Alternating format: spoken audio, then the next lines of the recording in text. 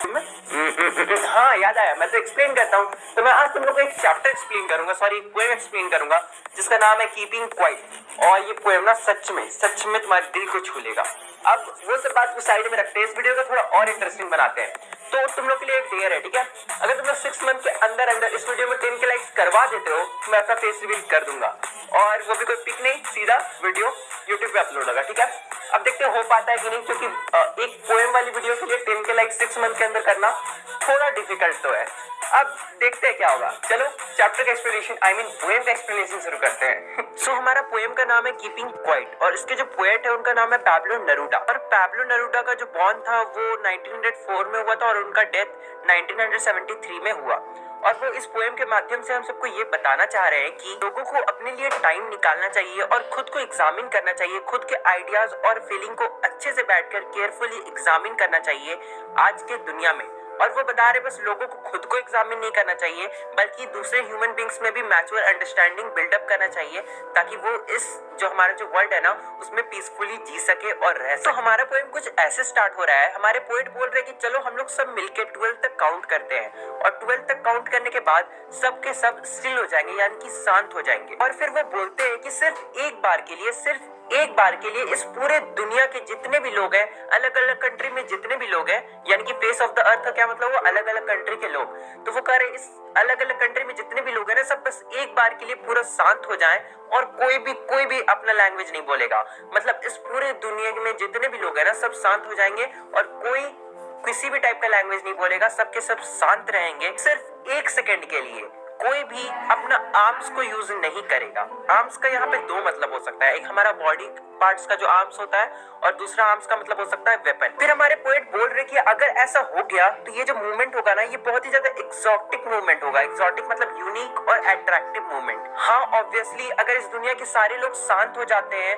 और क्वाइट हो जाते हैं तो वो मूवमेंट ऑब्वियसली अट्रैक्टिव तो होगा ही। फिर हमारे पोएट बोल रहे हैं कि it would be an exotic movement without rush and without engine. मतलब उस टाइम कोई भाग दौड़ नहीं होगा, कोई मशीन नहीं चलेगी, और हम लोग उस साइलेंस में सब के सब जितने भी लोग हैं ना, सब एक साथ हो जाएंगे। और ये सब कुछ ना एकदम अचानक से हो जाएगा। अगर हम लोग शांत हो जाते हैं, पूरे के पूरे लोग इस दुनिया में जितने भी लोग हैं, तो ये सब कुछ जो भी हो रहा है ना, वो सब एकदम अचानक से हो जाएगा, सडन हो जाएगा। अब देखो यहाँ पे पोएट ऐसा क्यों बोल रहे कि सारे के सारे लोग एक हो जाएंगे। तो देखो जब कोई भी इंसान अपना लैंग्वेज नहीं बोलेगा, अपने अपनी कंट्री का अलग अलग डिफरेंट लैंग्वेज, तो जब सब लोग शांत हो जाएंगे तो सब तो एक टाइप के होगा ना। इसलिए बोल रहे कि सब के सब लोग एक साथ आ जाएंगे, मतलब टुगेदर हो जाएंगे। फिर हमारे पोएट बोल रहे कि इस टाइम पे फिशरमैन व्हेल्स को हार्म नहीं करेंगे, यानी कि जो मछुआरे होते हैं ना, वो कोई भी व्हेल्स को हार्म नहीं करेंगे, या फिर कोई भी एक्वेटिक लाइफ को हार्म नहीं करेंगे, क्योंकि वो सब शांत बैठे हुए होंगे।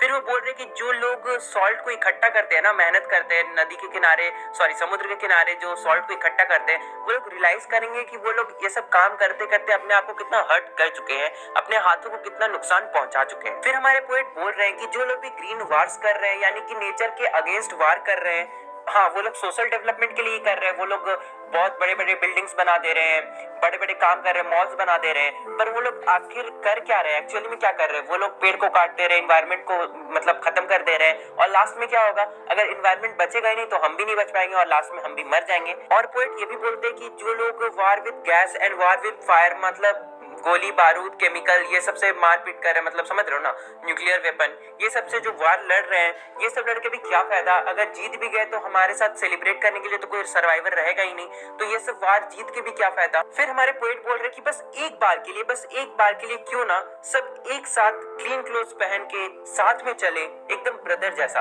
यानी कि इस दुनिया के जितने भी लोग हैं ना, सब कोई एक तरह का नहीं, बट साफ कपड़े पहन के साथ में चले, शेड्स में, यानी कि पेड़ के छांव में, और वहां पे जाकर कुछ ना करे, यानी कि बस अपने आप को इंट्रोस्पेक्ट करे, यानी कि अपने आप को समझे, और अपने साथ जो जितने भी लोग हैं ना, उन्हें भी समझने की कोशिश करें, और mutual understanding among human beings को बिल्ड करें। मतलब आसपास के लोग, सब आसपास के नहीं, सभी लोगों के बीच में एक म्यूचुअल अंडरस्टैंडिंग डेवलप करें, ताकि कोई भी वार ना हो। फिर हमारे पोएट बोल रहे हैं कि मैं जो भी बोल रहा हूँ ना, कि जैसे कि जो लोग भी ज्यादा पावर में, वो लोग को अपने से कम पावर वाले लोगों को, या फिर अपने से कम पावर वाली चीजों को, जैसे जो मछुआरे थे वो व्हेल्स को मारते थे ना, तो मैं वो जो बोल रहा हूँ कि अपने से कम पावर वाले लोगों के ऊपर राज नहीं करना चाहिए, उनके ऊपर जुल्म नहीं करना चाहिए, या फिर मैं जो बोल रहा हूँ कि वार्स को खत्म कर दो, या फिर मैं जो बोल रहा हूँ जो लोग बहुत ज्यादा मेहनत करते हैं वो लोग थोड़ा देर के लिए रुक जाओ, इसका ये मतलब नहीं है कि मैं सबको मर जाने बोल रहा हूँ, ऐसा बिल्कुल नहीं है। मैं किसी को मरने के लिए नहीं बोल रहा हूँ, मैं बस कुछ देर के लिए उन्हें शांत होकर अपने आप को समझने के लिए बोल रहा हूँ। फिर हमारे पोएट बोल रहे हैं कि हम लोग बहुत ज्यादा सिंगल माइंडेड है, यानी कि हमें कुछ फर्क नहीं पड़ता, हम लोग बस अपने लाइफ को जिए जा रहे हैं, अपने काम किए जा रहे हैं, हमें ये भी नहीं पता कि ये सब करके हमें लास्ट में क्या मिलेगा,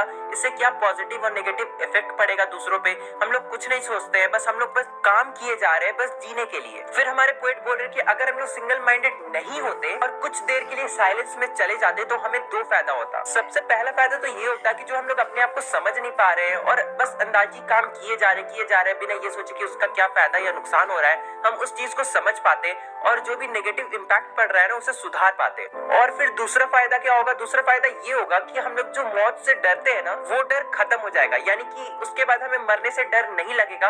किसकी वजह से? बस उस ह्यूज साइलेंस के वजह से, अगर हम लोग थोड़ी देर के लिए बस शांत हो जाते हैं तो। बेसिकली पॉइंट यहाँ पे बस यही कहना चाहते हैं कि ये जो साइलेंस है ना ये हमें हमारी सैडनेस से निकलने में हेल्प करेगा। फिर हमारे पोएट बोल रहे हैं कि हमें अर्थ से एक चीज सीखनी चाहिए, यानी कि हमें धरती से एक चीज सीखनी चाहिए कि जो चीज मरा हुआ जैसा दिखता है ना, मतलब थोड़ा डेड टाइप का दिखता है, जैसे लोग अगर साइलेंट हो जाएंगे तो वो थोड़ा डेड टाइप का दिखेंगे, पर इसका मतलब ये नहीं है कि वो लोग मर चुके हैं। फिर वो यहाँ पे पोएट यही समझाने की कोशिश कर रहे हैं कि जैसे तुम अर्थ के अंदर कोई सीड डाल दो, ठीक है, वो सीड तुम्हें मरा हुआ लगेगा जमीन के अंदर गड़ा हुआ है, पर क्या होगा कुछ टाइम के बाद उस सीड से क्या होगा, प्लांट निकलने लगेगा। मतलब उस मरे हुए चीज से, जो मरा जैसा दिख रहा है उस चीज से एक लिविंग चीज भी निकलने लगेगा और वो धीरे धीरे बड़ा हो जाएगा। और ये चीज हमें अर्थ से सीखनी चाहिए। यहाँ पे ओवरऑल पोएट बस एक ही चीज कहना चाह रहे हैं कि बस हमें खुद को थोड़ा सा टाइम देना चाहिए, थोड़ा शांति से बैठ के सोचना चाहिए और खुद को समझना चाहिए कि हम लाइफ में क्या कर रहे हैं और हम जो कर रहे हैं हम सही कर रहे हैं या गलत कर रहे हैं और कैसे सैडनेस से बाहर आ सकते हैं। और यहाँ पे पोएम खत्म हो रहा है, पर लास्ट लाइन में यहाँ पे पोएट ये कह रहे हैं कि मैं फिर से अब 12 काउंट करूंगा और तुम लोग बस शांत हो जाना और मैं यहाँ से चला जाऊंगा। तुम लोग शांत हो जाके अपने आप को समझना, यानी कि तुम लोग शांत हो जाना और अपने आप को इंट्रोस्पेक्ट करना, यानी कि ये समझ ही गए ना, खुद को समझना, खुद के फीलिंग्स को और अपने अंदर की भावनाओं को। यार समझ गए होगे, पूरा पोएम पढ़ा दिया और यहाँ पे पोएम खत्म हो जाता है। उम्मीद करता हूँ आपको पोएम का एक्सप्लेनेशन पसंद आया। अगर पसंद आया तो वीडियो को लाइक कर देना, चैनल को सब्सक्राइब कर देना। एंड तुम लोग से मिलता है अगली वीडियो में, तब तक के लिए बाय बाय।